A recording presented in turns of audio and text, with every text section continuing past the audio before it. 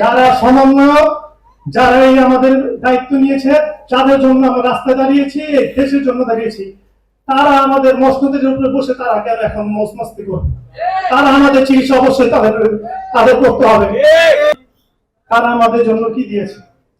আমরা বলি না আমাদের চাকরি দেন, আমাদের টাকা পয়সা দেন, আমরা বলি না আমাদের আগের জীবন ফিরিয়ে দেন, আমাদের শুধু সুচিকিৎসা ব্যবস্থা করে দেন।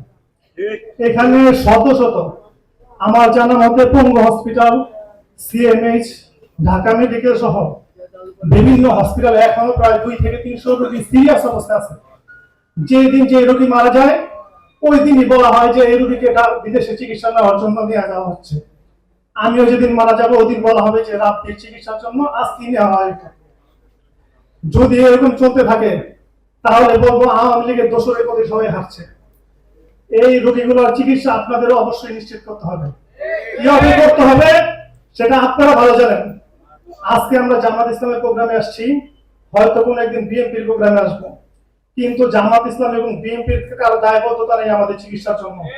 যারা সমন্বয়ক, যারা এই আমাদের দায়িত্ব নিয়েছে, যাদের জন্য আমরা রাস্তায় দাঁড়িয়েছি, এই দেশের জন্য দাঁড়িয়েছি, একমাত্র ওয়ালটন এসি দিচ্ছে 1 বছরের রিপ্লেসমেন্ট গ্যারান্টি।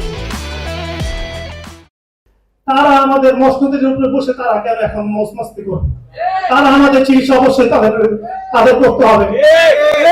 এখানে যারা অনেক রোগী আছে, অনেকের পরিবার আছে, হয়তো আমি ইনকাম সোর্সে এখনো যাইনি, অনেক যারা আছে 30 বছর 40 বছর তাদের ফ্যামিলি নিয়ে চলে, পঙ্গুত্ব গ্রহণ করছে, চোখে দেখে না, অনেক অসুবিধা নিয়ে আছে।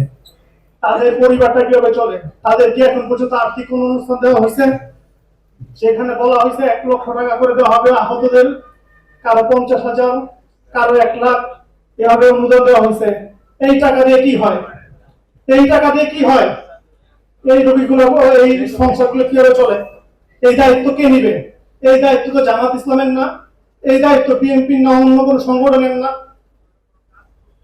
তাই সবার উচিত এক হয়ে আমাদের দাবিগুলো আদায় পূরণ করে নেওয়া।